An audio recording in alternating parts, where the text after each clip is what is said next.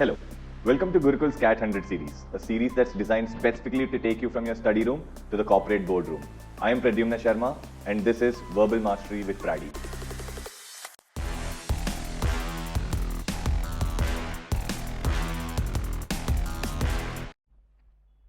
Hello everyone, welcome back to day 93 of our 100 days to CAT test series. CAT exam is very close. So if you want to take this up as a test, all you've got to do is go on to www.thegurukul.org.in and sign up for our 100 days to CAT test series. If you want to follow along with this video, then these are the first few parts of your passage. Pause the video here, read these parts, and then we'll go into the next parts. These are the second parts of your passage. Pause the video here, read these parts, and then we're going to go into the questions. Now this is question number 1. Pause the video here, answer this question, and then we're going to go into the question number 2. This question number 2, pause the video here, answer this question, and then we're going to move into the question number 3. Now this is question number 3, pause the video here, answer this question, and then we're going to move into question number 4. Now this is question number 4, pause the video here, answer this question, and then we're going to go into the discussion of the passage and the questions. The passage says a wave is communicated agitation. The water composes the body of a wave does not move. If it did, when a stone is thrown into a pond and the ripples spread away in an ever widening circle, they would appear at the center of an ever increasing whole. So basically what he's saying, a wave is nothing but a disturbance of an energy. Okay, so he's further saying that the water that composes the body of the wave. So if I'm looking at this water and these as the waves, okay, the water that's composing this body of the wave, this does not really move. So underneath this water is still the same.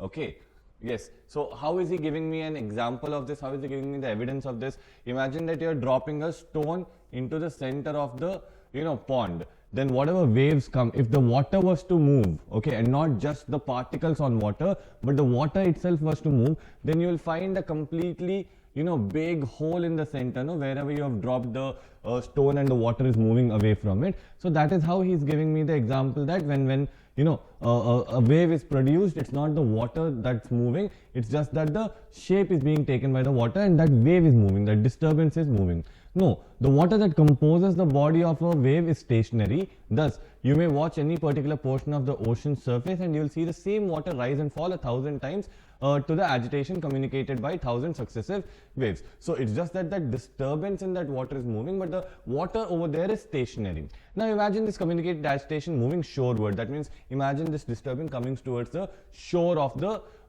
sea. As the bottom shoals, now over here in this context, this shoals is not a group of fish, but over here we'll be taking shoals as shallowing. Okay, so as the bottom shallows, the lower portion of the wave strikes land first and is stopped. So imagine this like this. Okay, let's say that this is the seabed, okay, and I have a bottom part of the wave or top part of the wave, or bottom part of the water and top of the water. So wherever this is getting shallow, right, if I were to say like this, wherever this is getting shallow, this part is usually stopped by the seabed. Okay, and then what happens, this part strikes the land first and it stops. So this part stops, but water is fluid and the upper portion has not struck anything. So this part, the white part, is not striking anything. Wherefore, it keeps on communicating with its agitation, keeps on going, and when the top of the wave keeps on going while the bottom of it lags behind, something is bound to happen. So when there is some kind of an energy that's being transferred around this wave, okay, from the previous part, and this part stops, this part is no longer moving, then what happens? This energy needs to flow, right? This energy needs to go somewhere, right? And that is where the waves, the crash happens. That's what he is trying to tell. The bottom of the wave drops out from under and the top of the wave falls over. So the bottom of the wave drops out from under and the top of the wave falls over because there's nothing to carry this forward like this. Okay, curling and cresting and roaring as it so does. It's the bottom of the wave striking against the top of the land that causes all these surfs. So all the waves, the cresting and all that happens because the bottom of the wave is hitting the land and then the top of the wave is falling. But the transformation from a smooth undulation to a breaker is not abrupt except where the bottom shoals abruptly. So when we have a smooth undulation, that means a smooth falling, smooth movement of ups and downs. Okay, this always happens, and this never turns into a breaker. That means an abrupt wave, unless the bottom is shallowed abruptly. That means what if the seabed is like this and suddenly it goes like this, then the bottom part of the wave also falls down, it touches the seabed, then this part, okay, the top part will have a sudden break. Otherwise, it will all be normal, it will all be gradual. Say the bottom shoals gradually from quarter mile to a mile, then equal distance will be occupied by the transformation. Such a bottom is that of beach of Waikiki, and it produces splendid surf riding surf. So on the beach of Waikiki, you have, like, you know, longer distances where shallowing is not abrupt. So it's really good because it produces really nice gradual waves. That's good for surfing. Okay. One leaps upon the back of a breaker just as it begins to break and stays on it, continues to break all the way into the shore. So once a person starts, okay, surfing, let's say that this is the breaker. Okay, once a person starts surfing over here all the way till the shore, he will actually continue on that wave. So because it stretches gradually, okay, there's no abrupt falling. So it's a very nice beach for surfing. That's what they're saying. Now let's move into the next part. And now to the particular physics of surf riding. So now the author wants to talk to us about the physics of surf riding. Get out on a flat board 6 feet long, 2 feet wide and roughly oval in shape. Lie down upon it like a small boy in a coaster and paddle with your hands out to deep water where the waves begin to crest. So till the waves begin to rise and fall, okay, you have to go into the sea. Lie out there quietly on the board. Sea after sea breaks before, behind and under and over you and rushes into the shore, leaving you behind. That means, okay, the water will keep moving and all, but you will stay there only. Okay, the water is not going to take you front. You will stay there only. When a wave crests, it gets steeper. Imagine yourself on the board on the face of that steep slope. That means let's say that you are over here on the steep slope, right? If it stood still, you would slide down just as a boy slides down on a hill coaster. That means if this was not moving, if this energy was not moving, you would just slide down like this. Okay, and there you have the secret.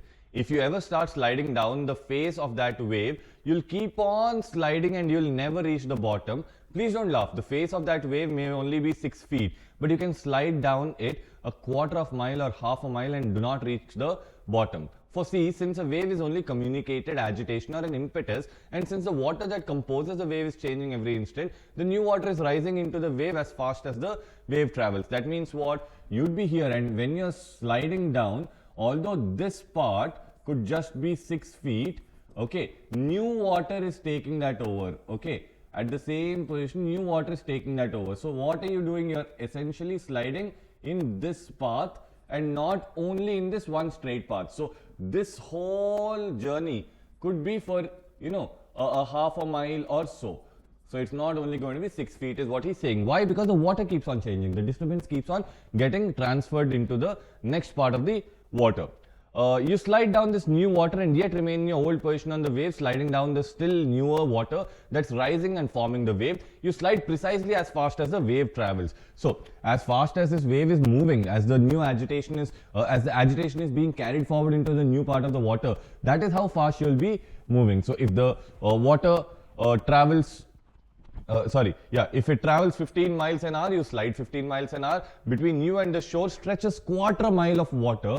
As the wave travels, this water obligingly heaps itself into the wave. Gravity does the rest and down you go, sliding the whole length of it. So as you are over here, the gravity is actually pulling you down, but the new wave is actually pushing you up. So you are sliding slowly, you're sliding, and the distance increases. And how fast are you sliding? With the same rate as how the waves are catching up. If the agitation is making the waves catch up at 15 miles an hour, you'll also slide at 15 miles an hour. If you still want to cherish the notion while sliding that the water is moving with you, thrust your arms back into it and attempt to paddle. You'll find that you have to be remarkably quick to get a stroke, for the water is dropping as turn. Dropping as turn means rushing backwards. Okay, dropping as turn means rushing backwards just as fast as you're rushing ahead. So basically what's he saying? Okay, if you drop your hands and if you want to paddle over there, okay, you won't be able to get a stroke. That means you will not be able to go forward. Why? Because the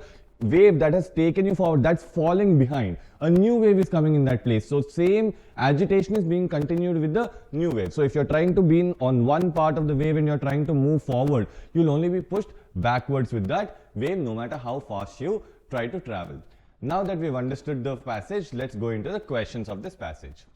First one, all of the following questions can be answered based on the information from the passage except when a wave crests, it gets steeper. Now yes, we get this information from the passage that as the wave crests, obviously it gets steeper if the bed is shallow or not, depending on that. So yes, this can be answered from the passage. Second one, if a wave is moving at 8 miles per hour, so is the surface on the wave. Yes, we've clearly seen that from the passage. The amount of speed that the surfer has is directly the same as the amount of speed at which the wave is moving. So obviously this is not going to be my answer. Third one, a wave is constantly recomposing itself with new water. Obviously the water is always there, but new water takes up the disturbance in that energy. This also we get to know. A flat board is the most popular type of surfboard. See, the author just makes a suggestion that you get this flat board with 6 feet, 2 feet wide, 6 feet long. All that's just a suggestion. It doesn't show that it's the most popular type of surfboard. So since we do not get this as an question that's being answered in the passage, this will be our correct answer. Now let's go to the second question. According to the author, why is Waikiki ideal for surfing? Now Waikiki is ideal for surfing because of the length of the waves that it produces, right? It's not abrupt anywhere, right? So the weather is great and the water is warm. Apparently, probably, I don't know, but this is not the reason why Waikiki is ideal for surfing. The waves break abruptly as they approach the shore. Now this is exactly opposite of what's being told in the passage about Waikiki, so this will not be the answer. The waves at Waikiki are a communicated agitation. Well, yes, in a way they are a communicated agitation. Waves everywhere are communicated agitation, but specifically when we're talking about Waikiki, this seems like a good answer for the only reason that in Waikiki we are looking at a very peaceful transfer, which this answer seems to indicate. So if I do not find anything better, I'll go with 3. 4. Waikiki has some of the biggest waves in the world. Now again, does it have the some of the biggest waves in the world? We do not know. We just know that it's smoother, right? So I cannot take this either. The most relevant answer is 3. Now let's go to the third question. Now third question says the author's description of the transformation of smooth undulating wave to a breaking wave indicates that. So what do I get to know about this transformation, this change from a smooth undulating, that means smooth movement waves, to a suddenly breaking waves? I should know that, okay, because it's breaking suddenly, that means the seabed has suddenly become shallow, right? That means it maybe is approaching the shore, right? That's why it's become shallow. Otherwise there should be enough gap between the seabed and the top of the wave, right? Right. So A, the distance of a wave's break is dependent on the bottom of the approaching shoreline. Yes, probably it is dependent on the bottom of the approaching shoreline. That is why the seabed will become shallow. It's coming towards the shore, right? It is rare for a wave to break gradually. Again, is it rare or not? We've not been told. It's common for a wave to break abruptly. Again, by the logic that we have eliminated, 2 same. 3 is also like it's saying that it's common for a wave to break abruptly. We do not know that. Nowhere has it been told to us. What has been told to us? Look at it this way. Okay, maybe this is how the seabed is and it's going like this. Okay, where this is the shore. Let's say that this is the bottom part of a wave and this part is the top part of a wave. Now, if this is how it's going, this part is becoming shallower for us. So obviously as the distance to the shore decreases, the break would be imminent, it would be abrupt. So the best possible answer so far, okay, is either 2 or 3, it's 1. Now what about 4? The size of wave has to do with its speed through the water. We do not know about the relation between speed and the size of the wave. We know the relation between speed of the wave and speed of the surfer. So this is something that's completely out of scope. So the best possible answer would be 1. Now let's go to the last question of this passage. What's the secret referred to in line 7 of the last paragraph? Now, where did he talk to us about the secret? Line 7 of the last paragraph. So over here he says, but you object, the wave doesn't stand still. Very true. But the water composing the wave stands still, and there you have the secret. So the secret's about how the water is standing still and how that is why you're able to surf very, very well, right? So why a good wave for surfing must be at least 6 feet tall? No, this again has nothing to do with the height. A 6-foot wave is between a quarter mile and half mile in length. Again, has nothing to do with the length as far. How a surfer can slide down a 6-foot wave for a quarter mile? Yes, This talks to me why the water is constant, and that is why the surfer who's just having a 6 feet tall wave can ride over a quarter mile over there. So this seems like a good answer. The smarter surfers paddle out to the deep water to catch the best whales. Again, do the smarter surfers paddle to the deep water or not? We are not privy to it. Even if they are, that is not the secret that we are talking about. So this will not be the correct answer. The best possible answer for us becomes 3. Now that you watched this video till the end, if you found some use of this video, please do not forget to hit that like button. That motivates us a lot to keep bringing videos like these for you every single day. Subscribe to this channel and share it with a friend who's preparing for CAT 2025. I'll see you in the next video. Hope you enjoyed learning from today's session. This series is designed to help you with your CAT preparation and practice daily. We are with you in this journey. To watch the next video, click here. And to watch Gurukul's CAT 100 series, study room to boardroom, the entire playlist, click here. If you learned from today's session, like, share, and subscribe.